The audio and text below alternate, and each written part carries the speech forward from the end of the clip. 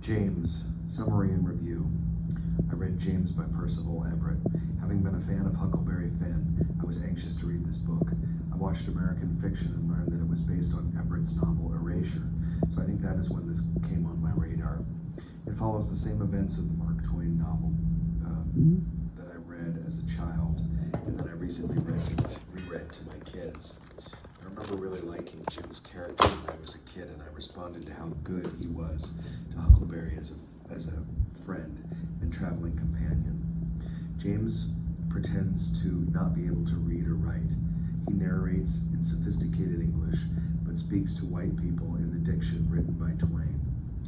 I read that this is a novel about performance, as James and other characters are playing a role. James is playing a role as Jim, so the white people don't feel in danger. It is tough to read about how Jim is mistreated in this book, as it was in the original. I did not find this book to be as fun or funny as Twain's, with the absence of the picaresque narrator winning us over with his rough and rowdy but appealing take on the world around him. That's Huckleberry Finn. The second part veers into new territory, and it is interesting to explore new ground not traversed in Twain's book.